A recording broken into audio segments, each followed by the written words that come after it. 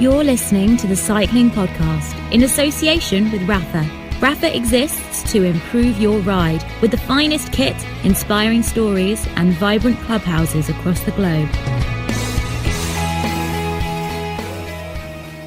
Hello, my name's Richard Moore. I'm with Lionel Birnie. Hello, Richard. And Daniel Friebe. Thanks, Rich. Glad you've updated your pronunciation. Is that correct? Did I get that right? So last week was useful for something, that time we spent together. Well, I heard you checking into hotels, Daniel, and I learned it's Friebe. Friebe. Okay. Anyway, Daniel Friebe and Lionel Birnie. Well, chaps, we're back at our respective homes this week, having finished our little tour. Did you enjoy our little tour of the parts of the country last week? Very much so. Napalm? Yeah, I thought it was fantastic. 4 really good nights, all very different, weren't they? Different vibe in each venue. 4 great venues, and looking forward now to the rearranged Scottish fixtures in middle of April. I think, can we confirm the Glasgow date yet, Rich? I know Edinburgh at the Signet Library is now April the 11th, and Incorrect, Lionel. Edinburgh is April the 12th. Sorry. And Glasgow is April the 11th, and the venue's being confirmed this week. So we will tell everybody who had a ticket for Glasgow soon where it's going to be, but it will be on April the 11th, and it'll be a bigger venue, so shouldn't be a problem getting a ticket. I know there were a few returns to Edinburgh, so there may be, because some people can't make the rearranged date. So do get in touch with the Signet Library if you fancy trying to get a ticket for the Edinburgh event. But yeah, we're looking forward to that. I think there are only 7 returns, no? 7 returns. That's correct. For Edinburgh. That's correct. There may not be too many tickets available, but check with the Signet Library, check on our website, thecyclingpodcast.com, and that has details of how to book. As soon as we can announce that Glasgow venue, we will do so on Twitter, Facebook, and our website. What's the lineup, chaps, for those events? What formation are you playing? Well, it's the A-team, Daniel. It's myself, Lionel, François Thomazeau, and Orla Shinaway. Oh, wow. The big guns. You know. Like last week were sort of League Cup fixtures, weren't they? Yeah. So we brought in Daniel Friebe from Berlin. And you mentioned that interesting responses. It was an interesting week to do those events, given all the Team Sky news, which we covered at length in last week's podcast. And we will talk a little bit later on in this episode about, some of the questions and so on that we got, because it was interesting just to get the different... Well, to get some questions and thoughts from some of the listeners, and we've had a lot of correspondence on it as well, so we'll touch briefly on that in this episode. But there has been a lot of racing, of course, and we've got a report coming up from François Thomazeau, who was at Paris-Nice. But first, before that, Lionel, can we have the news roundup, please?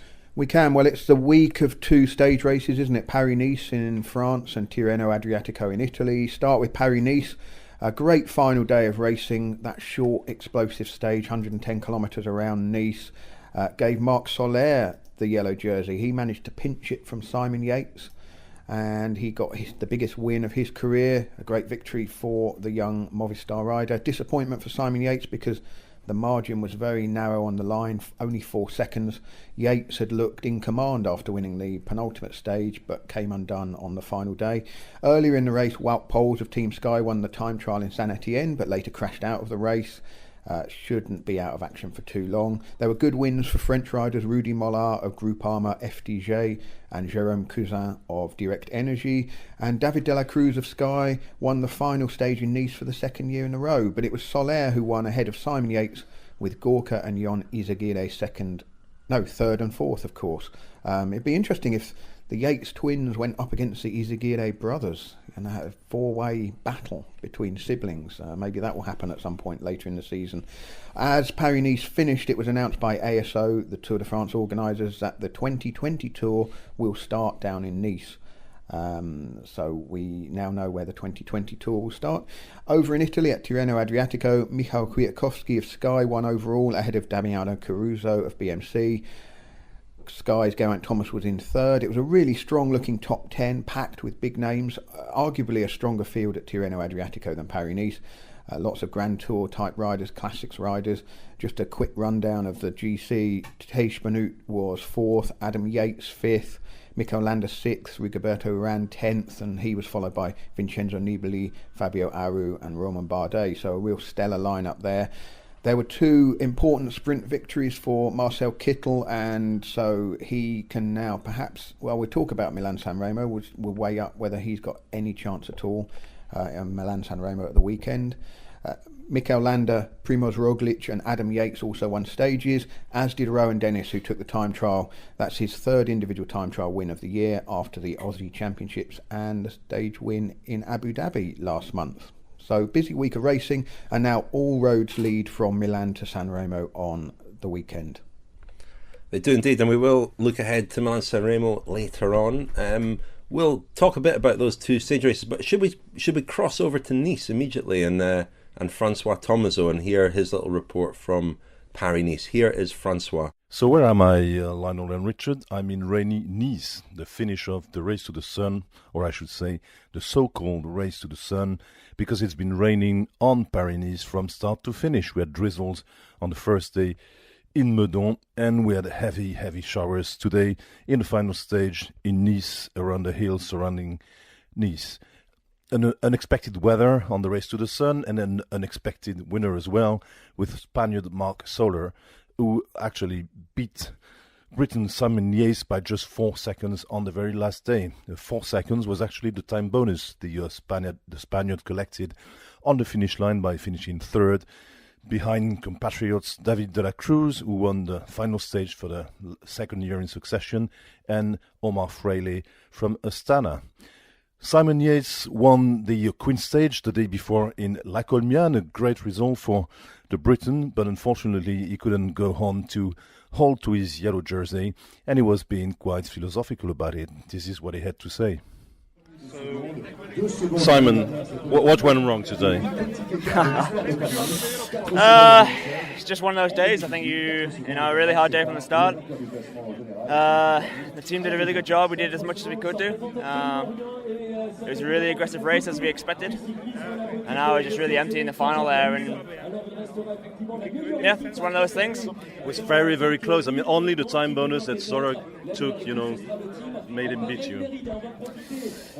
Yeah, but he did a really good ride, and I congratulate him. He's a very good rider, and we've known that for a long time now already. Yeah, not much to say. Once you get over the frustration, it was a great week anyway for you. Yeah. Of course, I had the stage win yesterday, and I'm getting closer to the overall. I lost Romandy last year on the last day, also in the TT, by 20-30 seconds or whatever it was, and now I've lost Paris by 4 seconds. So I'm getting closer. Hopefully I can keep improving. I'll keep working hard to, one day I'll take the top spot. But today, a great rider won. That was Simon Yates on the Paris finish line. We know that the Yates brothers don't like comparisons too much, but it was striking that Simon lost Paris by 4 seconds on the very day when Adam won one of the major stages in Tirreno-Adriatico, the other World Tour stage race taking place at the same time. It's very difficult not to draw parallels between the two brothers. Anyway, the day belonged to Marc Soler. So some of you listeners who were at the Salford show, the first leg of the Cycling Podcast Grand Tour, probably heard me talk about Movistar team manager José Luis Arrieta. And what I was saying in substance was that Arrieta most of the time talks to say nothing. He actually had quite interesting things to say about Marc Soler, and this is what he had to say. So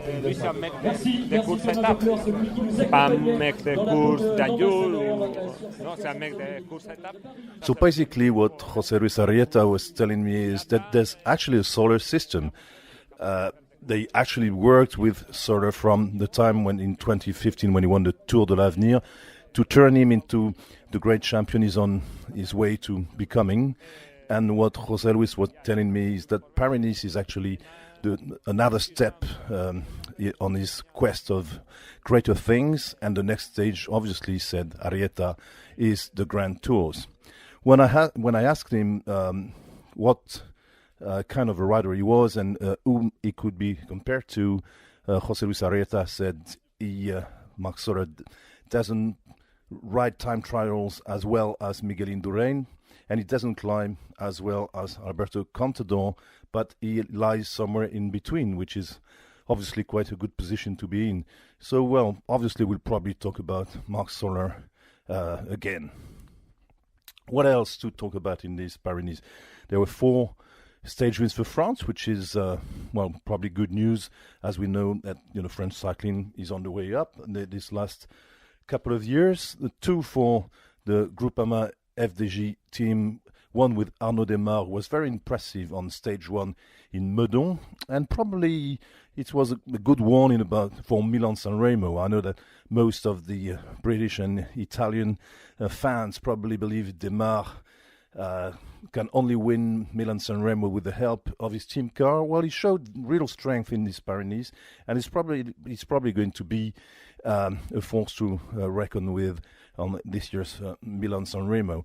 Other stages, 2 stage wins by Team Direct Energy as well, and probably the Quote of the Week award for Frenchman Jérôme Cousin, who outwitted German Nils Pollitt at the end of a stage 5 to win in a way that most cycling fans don't like. He actually didn't do anything in the last 2 kilometers and sprinted on the line to beat Pollitt. So there was lots of outcry about the Katusha team and about fans about the way Jérôme Cousin won that stage. And Cousin said, a dozen times before I've been beaten exactly in the same way, so I decided this time I would be the guy who's doing it. And the quote is, if there are children listening, please take them away for a minute. He said, I kind of played with his balls. That was Jérôme Cousin, not me, talking about it. The last rider I would like to talk about is probably Tim Wellens. Tim Wellens is quite a favorite of mine, and I hope quite a favorite of yours. He came to Pyrenees after winning the Ruta del Sol, the Tour of Andalusia, and he was very consistent throughout the week, finishing with the green jersey close to the podium. And Tim Wellens is the rider who refused to accept a TUE for allergies during the Tour de France.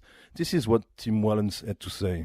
Tim, you have now a chance with 30 seconds back, the chance to become the first Belgian for 20 years to win Paris. How does it feel? Yes, of course, it would be a nice, really big honor to win 20 years after Frank van den Broek. It's been a long time.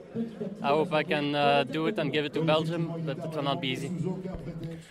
That was Tim Wellens contemplating winning Pyrenees 20 years after Frank van den Broek. There couldn't be, a more striking contrast between Van den Broek, who lived the typical life of the rider of the EPO era, taking drugs both for racing and for fun, and Tim Wellens, who is kind of the gentleman of cycling these days. I mean, he speaks 3 languages perfectly. He's always nice, always polite.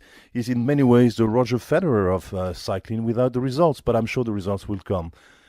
And that's it for me. This was François Thomazeau from Nice. Chute à l'arrière du peloton, cycling podcast team car at the back of the pack, please. Just before we carry on talking about cycling, a brief pause while we mention this week's episode sponsor, Harry's, who are offering our listeners a trial shaving set for just £3.95. Go to harrys.com/cycling to claim yours. The trial set includes a weighted non-slip razor handle with textured grip. You can choose from 3 different colours, although I'm not sure if they come in Grand Tour colours for listeners of the Cycling Podcast. There's a high-performance razor head made of 5 German-engineered steel blades, rich lathering foaming shave gel with natural ingredients, and a travel blade cover. It's worth £11.95, that's £11.95, but all this will be delivered to your door if you take advantage of the £3.95 offer. And if you do take up the offer, you will be supporting the Cycling Podcast, so thanks in advance for that. I can add a personal endorsement. Unlike my 2 hirsute, some might say unkempt colleagues, I have been using the Harry's razor. I did get the box delivered to my door, and a very fine razor is. Harry's promise a high quality shave at a better price. It's certainly a cut above other razors I have used.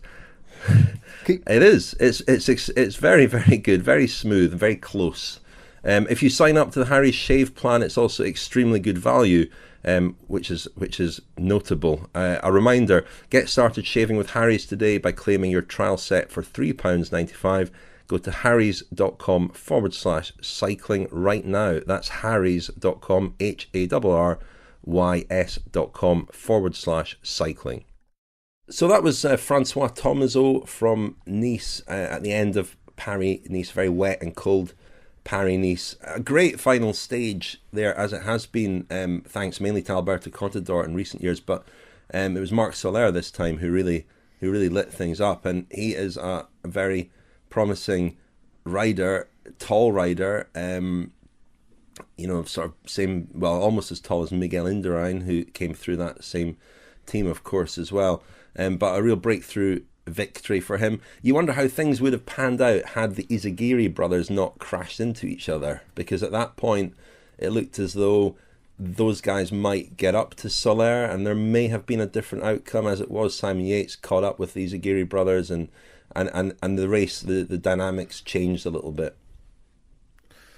Yeah, it was a really exciting last stage, Rich. I mean, as you mentioned a few minutes ago, this final stage in or around Nice does tend to lend itself to really interesting racing. I mean, I think that's because no one has got too much to lose in a race like Paris-Nice. I mean, we've talked in the last couple of years about how the Tour de France general classification tends to get sort of frozen in the last week or 10 days because, most people are pretty happy with the top 10 or pretty happy with their position, so they don't risk too much. But in Paris-Nice, if you're in the position that Simon Yates was in going into that final stage, you're taking grenades from every direction because there are so many people who are still in contention, and people can afford to risk blowing up, and they do tend to go on the attack. I mean, just on Soler, he's in a bit of an invidious position now in the sense that he's already been compared to Indurain. I saw a headline in one of the Spanish dailies on Monday saying Soler wins a la Indurain. Fairly similar build, as you say. He's 24 years old. Soler didn't impress me that much at the Vuelta last year. There was a fair bit of hype about him going into the Vuelta. He struggled, I thought. He's had problems in the past as well, just because he's been too aggressive. Certainly in his amateur career, he was known as a very aggressive rider. But he's got all the tools, hasn't he? He can climb and he can time trial. So it'd be interesting to see how he goes in the rest of the season. He's not going to do, or he's not down to do the Tour de France. He's probably just going to do the Vuelta. But I understand he's also going to do Paris-Roubaix as well. Eusebio Unzué, the manager of Movistar, believes in throwing riders in at the deep end like that so they can get a bit of experience. So I don't think we'll see him triumph in the Roubaix Velodrome, but nonetheless it'll be interesting. Just on the final stage of Paris-Nice and this new formula. I mean, I'm a nostalgic type, so I remember fondly the buzz around the Col d'Ez time trial. But in recent years, that it's ended up being a sort of one-way traffic. There are two that stick in my mind. Richie Porte really unseating Tony Galopin in 2015, and before that Bradley Wiggins. Was that 2012 or 2011?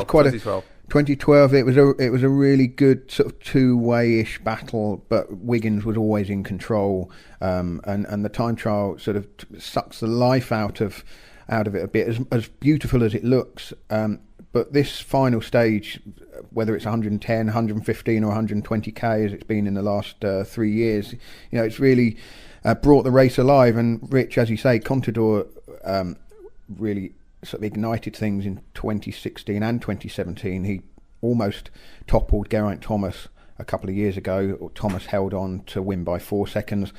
Last year, Sergio Henao held on just about 2 seconds with Contador going on the rampage, and this year Simon Yates wasn't able to hold on, and the margin just 4 seconds. So they've got that formula right really with the race. Everything does lead up to an exciting weekend, because Saturday stage was great as well, and Simon Yates really took that on and looked very impressive. They were coming back at him towards the finish, but he picked his moment well and looked very strong, particularly when you consider the strength in that group behind. So it's a really nice race. Just unfortunate that they probably needed another 2 or 3 days to actually reach the sun, because the weather all the way was cold, grotty, and I think we've seen a few people suffering from coughs and sneezing and stuff, and it's a race like that who knows, in 2 or 3 weeks time might start taking its toll on people.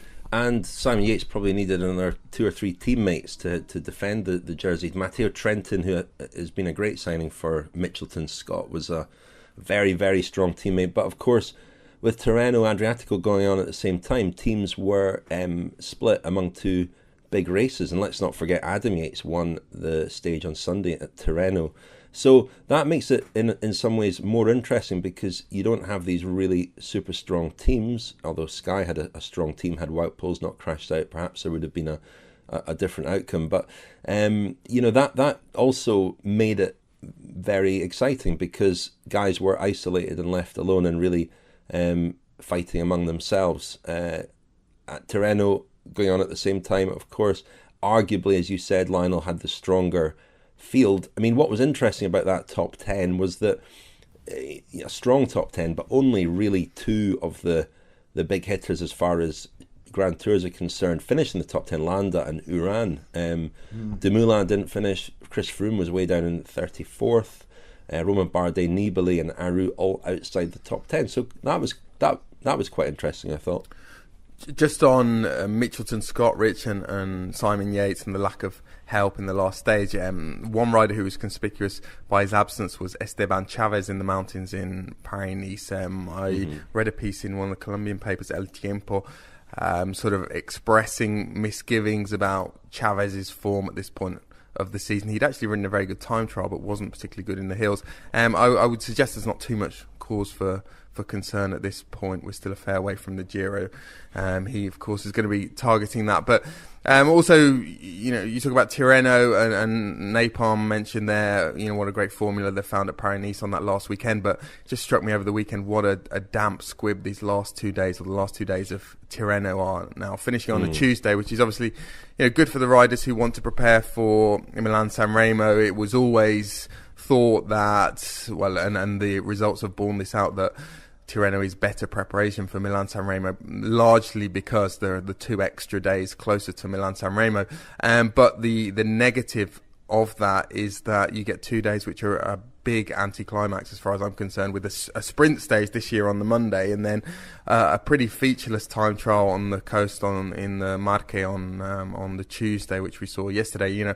For kind of pure time trial enthusiasts, if such a thing exists, I'm sure it's riveting, but for the rest of us, not the most entertaining spectacle. I'm sure a lot of time trial enthusiasts are listening to this right at the moment, Daniel. But yeah, I mean, Sunday, 2 really exciting stages in both races that you kind of wanted to watch them both, and they're on at more or less the same time. I mean, it's crazy, isn't it, really? Well, it is, but until the UCI gets a grip of the calendars and sorts a few of these things out with the cooperation of the race organisers and the teams, it's not going to get sorted out. And so these races, the scheduling really exists. The last people in the list of considerations are TV spectators, really, because if the TV spectators were higher up the priority list, then the races probably wouldn't overlap. And Daniel, as you say, the last couple of stages were a bit flat.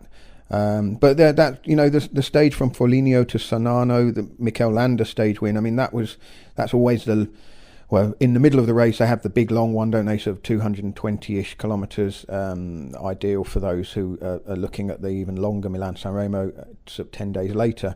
But I mean, that was a from what I saw on having recorded it and watched it on catch up, that was an absolute belter. Everybody looking good, a lot of aggression, a lot of good racing. So yeah, it's not ideal that they overlap, but they've overlapped for donkey's years. I mean, when did Tirreno start? In the mid-70s? So it's not a new problem, but perhaps one that might get sorted out in the next few years. Who knows? The Cycling Podcast is supported by Science in Sport.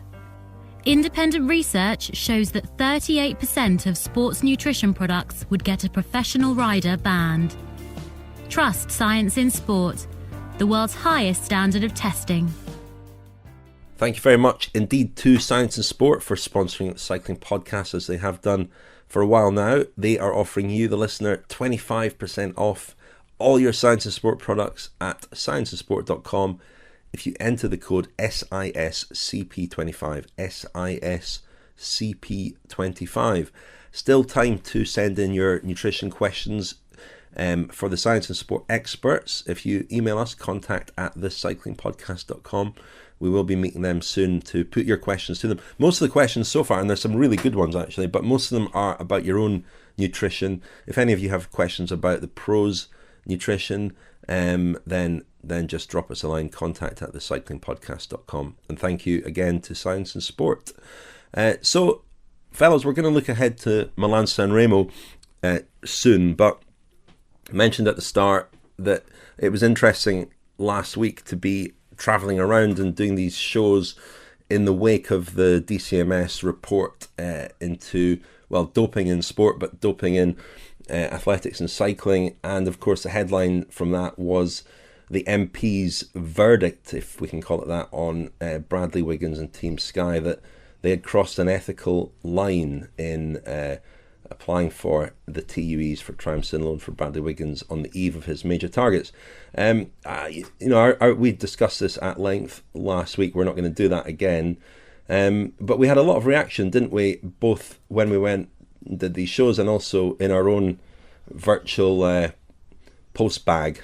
Yeah, we did, Rich. As you would expect on an issue this divisive, we had some comments saying that, we've got it completely wrong, and some comments saying thanks very much for the balanced coverage. I think one of my frustrations with all these stories is, I crave a black and white answer as well. I want to be able to say, well, this was definitely wrong and that was definitely allowed. And one of the big problems with this whole story is that, the rights and wrongs have kind of seeped together to make a rather ugly mess. We can't really, it's difficult to separate one from another. And so far, we haven't got to a point where anyone's really been able to offer a definitive answer or a definitive verdict, even on the Bradley Wiggins situation. I mean, people have said to us, well, surely now the UCI will go back and look at this. And indeed, the UCI president, David Lepatillon, has said, perhaps that there should be, open the case and have a look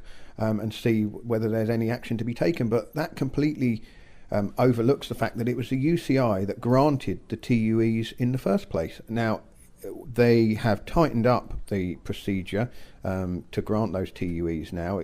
Back in the days when Bradley Wiggins and Team Sky were applying for his TUEs for Triumph-Sinaloa, it was just the UCI's Chief Medical Officer, Mario Zorzoli, who would sign off and say, yes, we grant that TUE. That's now changed, so now it's 3 independent people who have to come to a consensus and agree before granting a TUE. So progress has been made on that front. The loophole that existed in 2011, 12, 13 no longer exists. But for the UCI even to suggest that they could go back and look at this, I think is just ludicrous. It's just not going to happen. What are they going to decide? We got it wrong. We gave permission when we shouldn't. I mean, that doesn't clear anything up either. Rich, and when we did go out and meet the people last week, I felt slightly culpable for something I said in the podcast last week about the British public. Perhaps if Sky were to get out of professional cycling, about the eventuality of someone else, a British sponsor, coming in and basically trying to do the same thing again. And I thought perhaps the conclusion would be that Britain wasn't necessarily ready for that. I suppose what I meant by that, and a few people have pulled me up on it, was it's a bit like, and I'm not going to embark on the same sort of tortuous metaphor that I attempted last week about Kellogg's Special K that we had to cut. That's intriguing for people. What it's kind of like, it is though, kind of like if you imagine someone who's never had a relationship before. And I'm gonna keep this as autobiographical as possible. So if we take an innocent young man who's never had a relationship before, so we say that's the British public, and then he meets a fantastic girl, and she seems amazing at the start, but she's had a lot of relationships, and she's got a lot of baggage, and it's great for the first, for the honeymoon period, but then she's contacting her ex, and she's got all this mess that she needs to sort out. And they're both great people, they could be perfectly suited to each other, but he doesn't want to get into that kind of thing at this particular point in time because he hasn't got any experience of that. It's kind of like that. It's kind of like that in the sense that there's a lot of mess, there's a lot of baggage. We're not far enough away from the Lance Armstrong scandal, in particular in that period, and I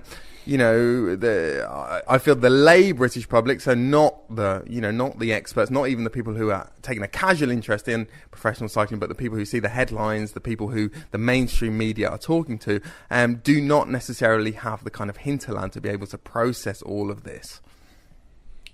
Poor Daniel. Well, like I said, I did try to keep it as autobiographical as possible. Okay, that's got to be the final word on the Team Sky story, hasn't it? But it's as you said, Lionel. We all want clarity, but real life doesn't lend itself to clarity, really, does it? And I made a comment to you last week as we were travelling about, have some of the people who are proclaiming in big headlines a definitive verdict, have they never read a novel, a good novel with complexity and ambiguity and all the rest of it? That's real life, and that's what we have. Unfortunately, I think the conversational discussion we had last week in the podcast, a lot of it was about, I suppose, the story and the reaction to the DCMS report, rather than the fact themselves of the TUEs, which we discussed when we learned about them thanks to the Fancy Bears. And if you go back and listen to that episode, I think all three of us felt, well, I think we possibly even said, I know I said at the time that I felt an ethical line had been crossed. So we said that a long time ago. We were talking last week more, I think, about a lot of the noise around the story, and again, that desire for clarity and to paint people in very kind of, as two-dimensional or one-dimensional characters rather than multi-dimensional. We saw it with the rugby. Sorry to alienate probably American listeners, but Eddie Jones, the English rugby coach, a couple of weeks ago, he was a genius. He could do no wrong. They've had a couple of defeats, England, and now it's all falling apart, and he's a failure. And there are all these problems that he has to address and all the rest of it. And neither caricature is correct or accurate, and that's just real life. That's real people. And so we muddle on, and there hasn't been an awful lot that's really happened since last week, other than Shane Sutton gave an interview to Orla Shinawee for Sky, which was aired, I think, just after we recorded our podcast, and a lot of people now asking, what is Shane's role in all this? Because Martin Ziegler in the Times had a good piece on Saturday, just wondering aloud about why this guy so close to the great successes of British cycling Team Sky seems to have turned and what is Shane Sutton's game? I think Daniel hit the nail on the head last week when he said that one of the notable things about this story is that the class of 2012, Wiggins, Froome, Cavendish, Brailsford, Sutton, there don't appear to be any relationships that have survived there. There has been a bit of a falling out, and in the end, in the final analysis, this might be a story about people falling out over big and small things, and I think that's the way perhaps the story is going, and in 6 months we might have quite a different reading of it.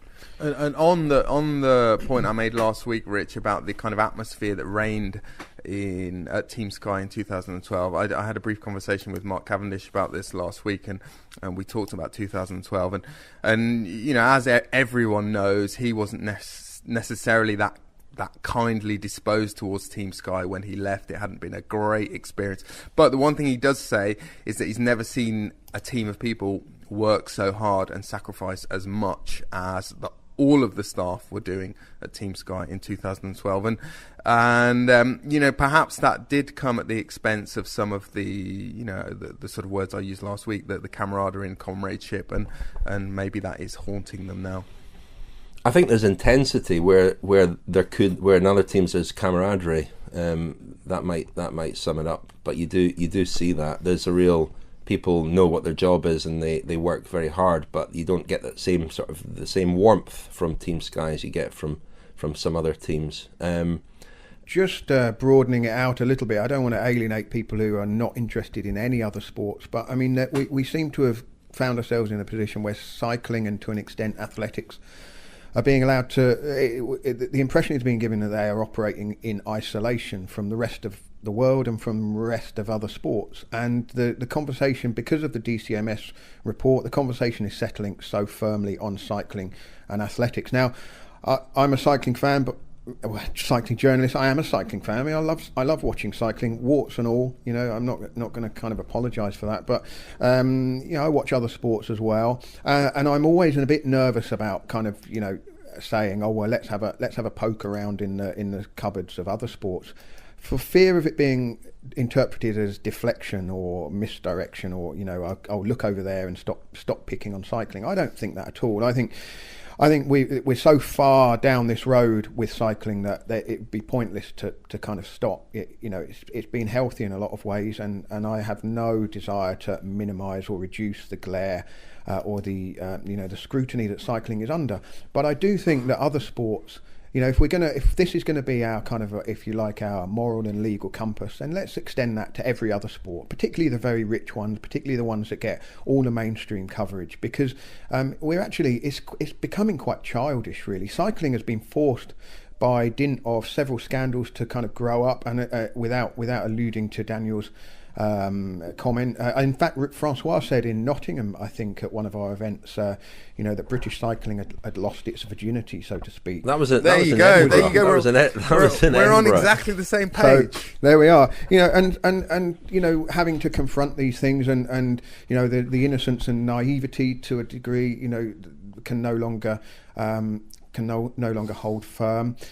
But I think we're not having anything like the same conversation about medical use, legal or illegal, in any other sport to this degree, and I find that preposterous. I find it strange that there's not even any curiosity. Do people really think cycling operates, that all these substances that have been used and abused over the years, you know, EPO, growth hormones, testosterone, triamcinolone, you know, let's blur the lines a little bit between the legal and the sometimes legal. Do they really think that cycling is the only sport that resorts to these substances? I mean, that would defy any sense of logic. And I think that there's a duty, really, to shine that light on other sports and to ask those questions. And I've seen, you know, I wrote a piece for my soon-to-be short-lived blog about football. Soon-to-be award-winning blog. No, that's ridiculous. No, but about football, and just the fact that at the weekend a Premier League player has had a pain-killing injection to play in a Premier League match, and there's just no curiosity about what is in that syringe. Now, it might be legal, in which case let's know what it is. It might have been granted with a TUE, in which case let's know what it is. But there's not even a conversation, and I find that you know, that's not on. That is not on. And there are journalists out there who said, well, hang on a minute, I've written about this story, I've written about that story. My only point about that would be, this is where cycling was 25 years ago with this bad apple theory. Oh, we know about this, we know about that. Cycling has joined all the dots and has laid bare the cupboard. And I think it's time for other sports to do that. Sorry, Daniel, I know you're trying to come in. No, I agree with you to a certain extent, Lionel, but I also think there's a case to be made for each sport making its own bed and lying in. And I think football and tennis have made their own bed, which is a bed consisting of, you know, very little testing, I think, and compared to cycling certainly, and very little interest really in exposing doping. And that's fine as long as people know about it, as long as people are aware, and including the public are aware of that. And where it jars with me slightly is when you get the moral judgments, these incredibly harsh moral judgments, people being vilified and demonized because of they might be guilty of what we've seen, or what the kind of thing we're talking about with Bradley Wiggins and Team Sky. That's where I really struggle.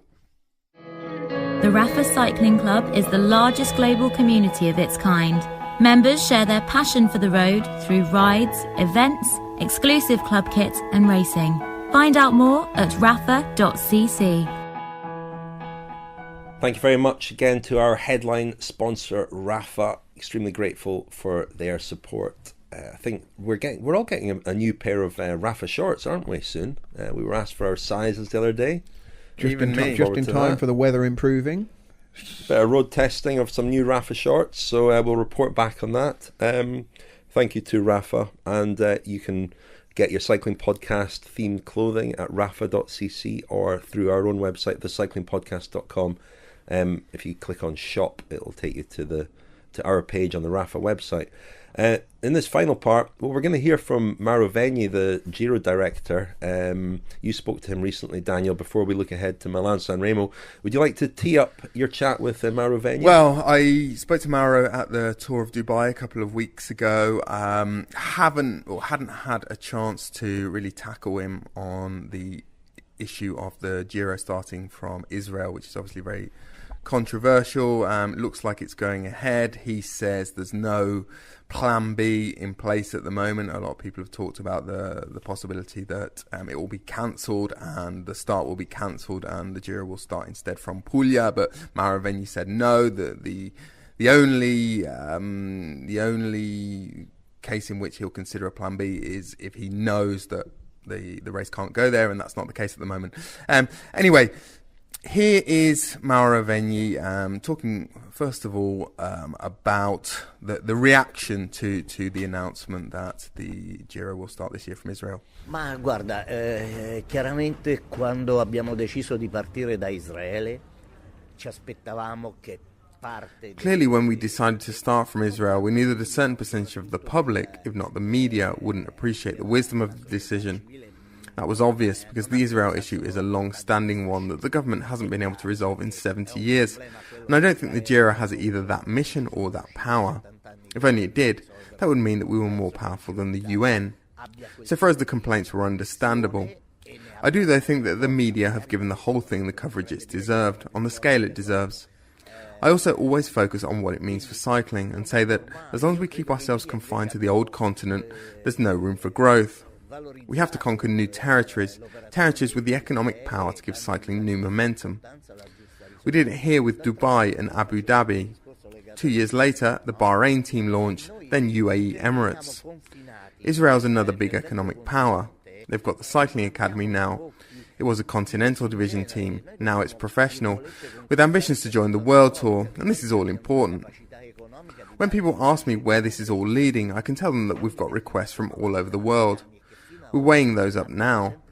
For example, we've had this idea of starting from the United States for years, but it's been on hold, because first we have to show people what's possible. People struggle to get their head around things because we're too traditional. We're too attached to what we've got. America's a huge continent though. It's no coincidence that all of the biggest bike manufacturers come from there now too.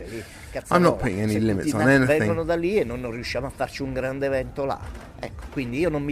Well, the line that jumped out there, Daniel, was the American one about a potential start in America. That's been mooted before for the Giro in Washington, but that's very interesting indeed. Yeah, I mean, I got the very strong impression from Mauro Vegni that is being talked about again, and there were a couple of people actually who overheard my interview with Mauro Vegni, and they suggested that He was maybe hinting that the Giro could start from New York next year, and you would imagine Brooklyn. I think that's been spoken about before. Obviously, a very strong Italian contingent influence in Brooklyn and New York. The latest I've heard is that the Giro will start from outside Italy next year, but it will be from Poland.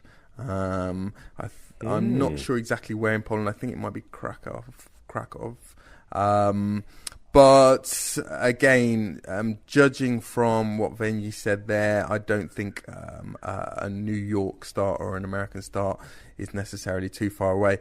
Just on the issue of Israel and what you said there, I mean, it's fairly clear. He was fairly transparent about the fact that it's a financial decision.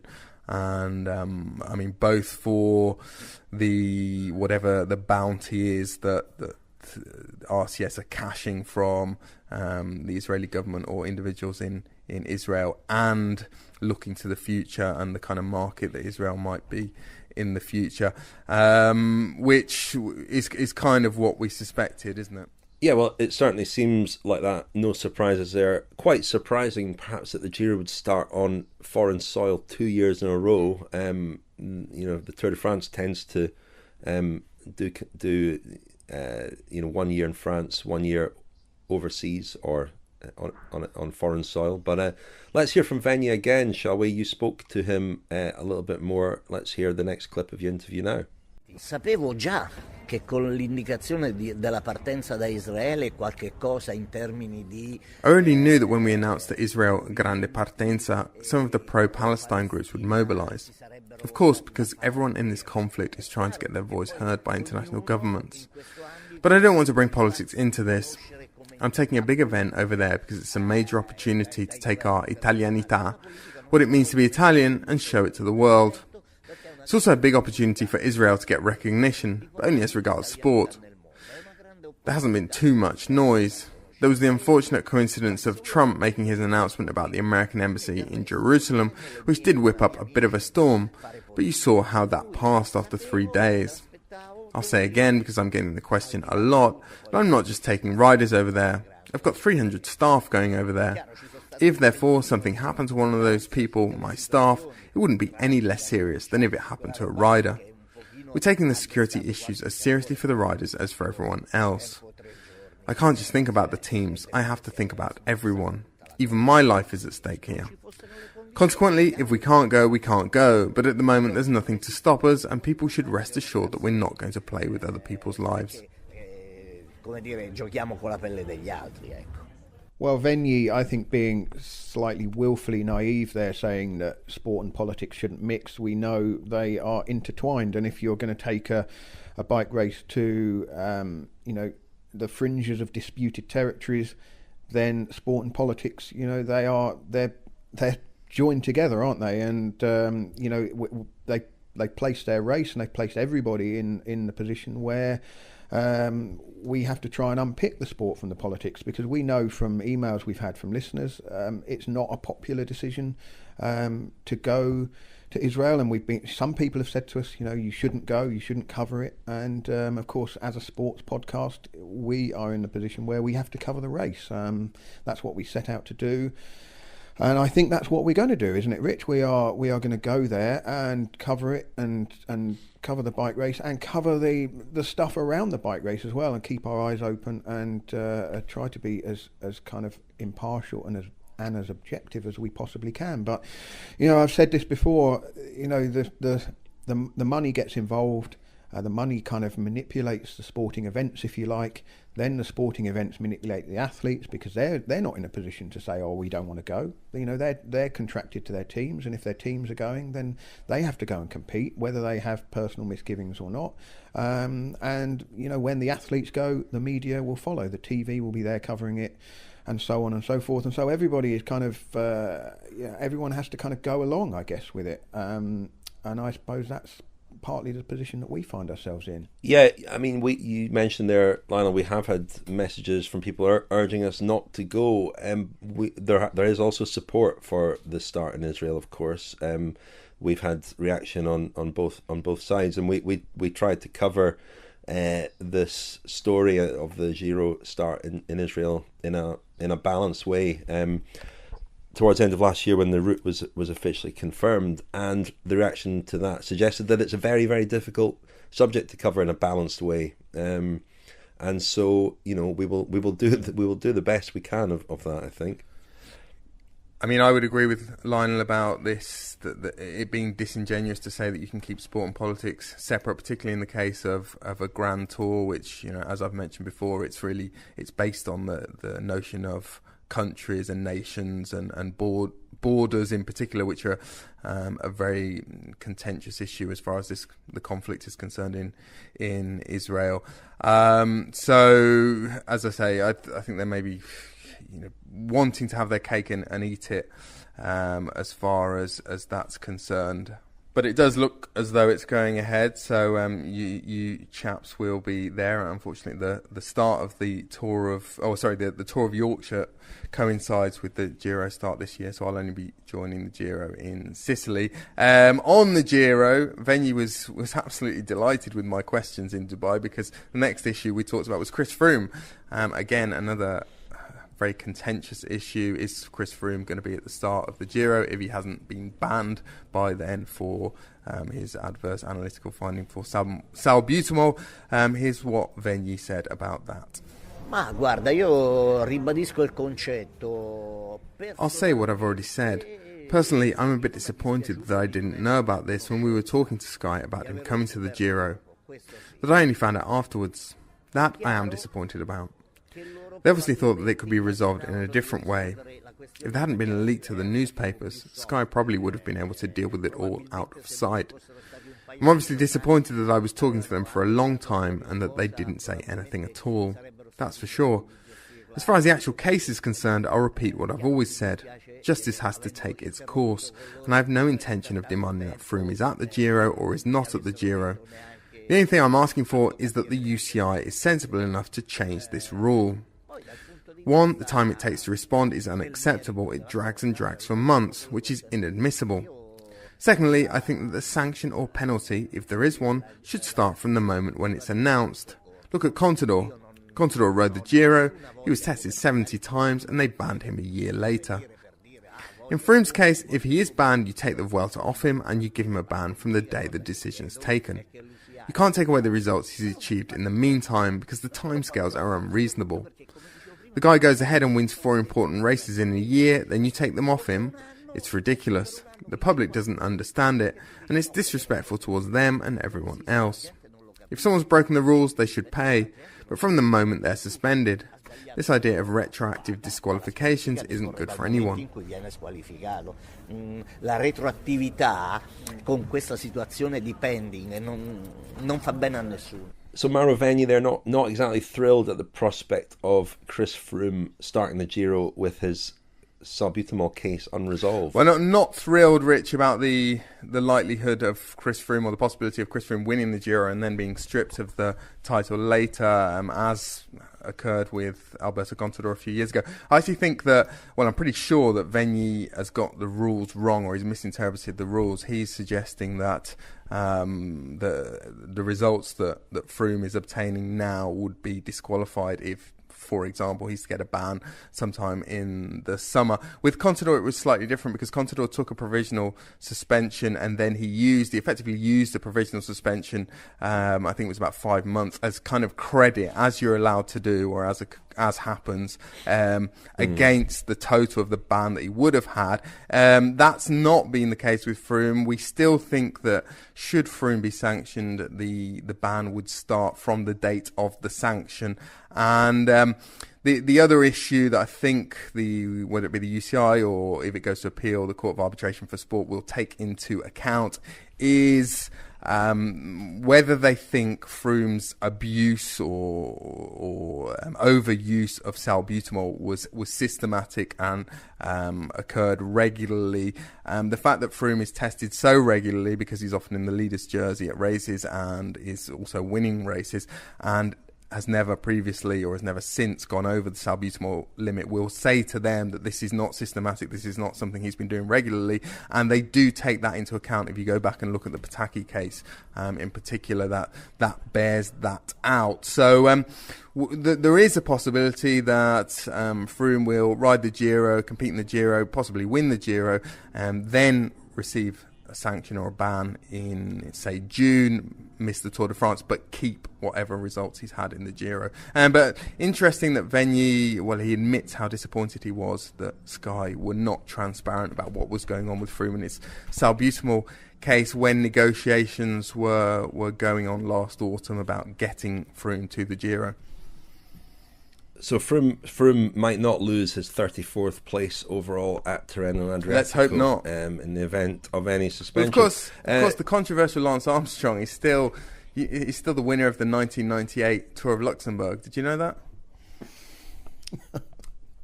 Yeah, of course. Yeah, I think is that about the one result he kept from that period. I think so. You mentioned we skipped over Froome at Tirreno, but he isn't. I mean, he's not performed well in stage races before Catalonia last year, Romandy the year before, and then obviously gone on to win the Tour de France. But he really doesn't look to be in the kind of shape that he needs to be so close to the Giro. So Vegni might some of his worries may not come to fruition. Yeah, I mean, we say that, Rich, but then we've seen other guys who are targeting the Giro not exactly pulling up any trees either. I mentioned Chavez.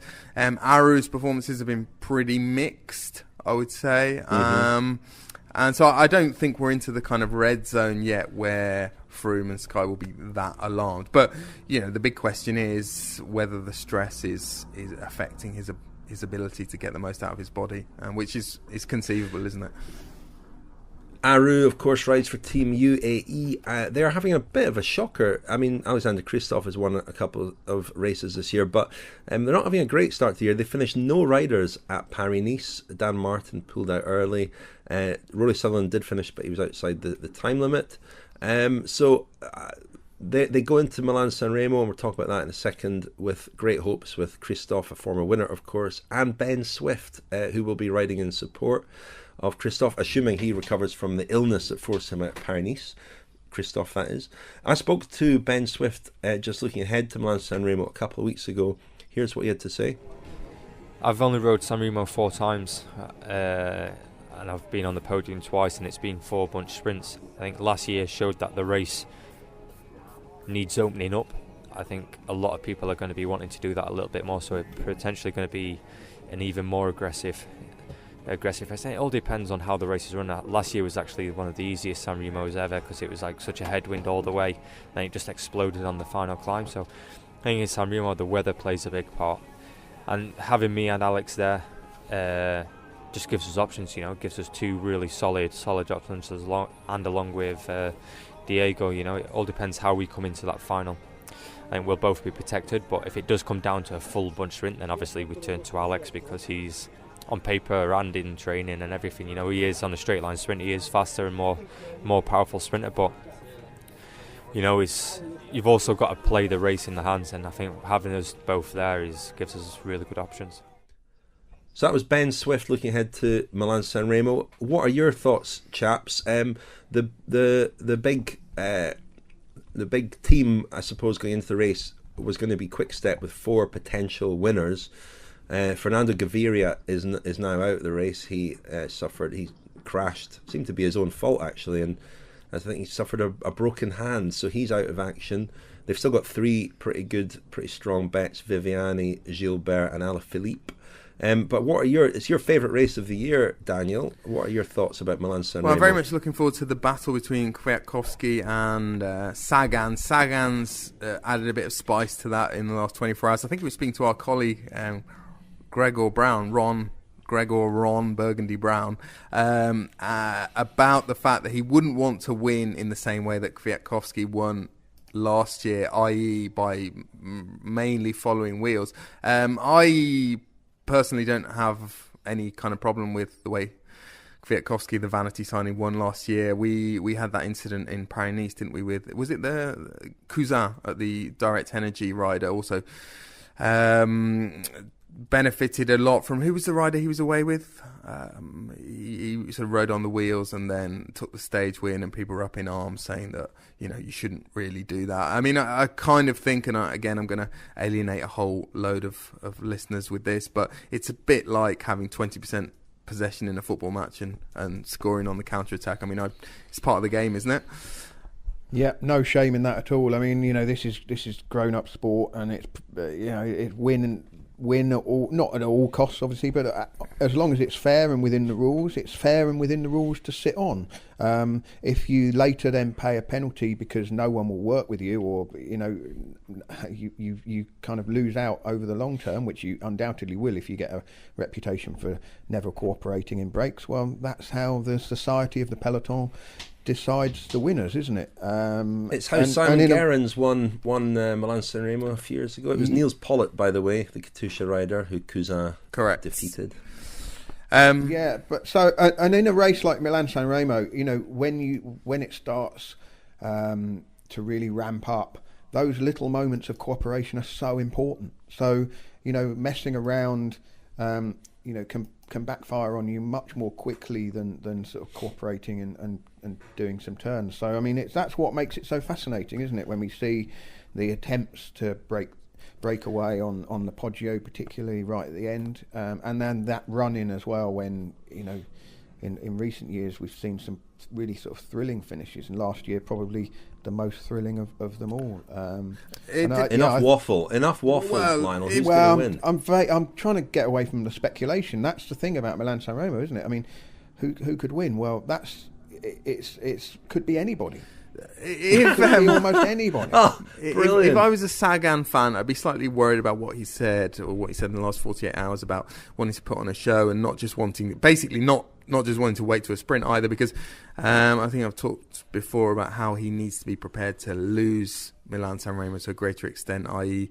He has to sit in and not waste energy with sort of vanity attacks, frivolous attacks on the Poggio, but it sounds as though he's ready to do that again. The three big favourites, I guess, Sagan, Kwiatkowski and possibly Alaphilippe. They were the top three last year and will be certainly among the hot favourites this year. But Alaphilippe was mixed at Paris-Nice, some very good performances and some pretty disappointing ones. The weather is going to be a factor, I think, Rich. It's pretty rotten, the weather forecast. Probably for those three guys, it's in their interest that the weather is not very good. The harder the race is, the better it is for Alaphilippe, Sagan, Kwiatkowski, I would suggest. We've also had a whole load of withdrawals, haven't we? Quite a lot of the favourites, or the riders we thought were going to be favourites, are not going to be there. Buhani's one of the latest to not be selected by Cofidis, slightly controversially. He thought he was going to be well enough. I think he had a chest infection last week, but they've taken him out, and things not going well again for Birnie at the start of this season. Quick Step lost Gaviria, didn't they? He's broken his hand. Anyone else that we can... Degenkolb is suffering. Degenkolb's out. Yeah. I mean, Arnaud Démare, former winner, is a good bet, I think. He's going well at Paris-Nice and looks to be, he's a strong all-rounder, isn't he? Marcel Kittel is riding. Well, that's the big question. I mean, 2 stage wins last week, but this is a different kettle of fish, isn't it?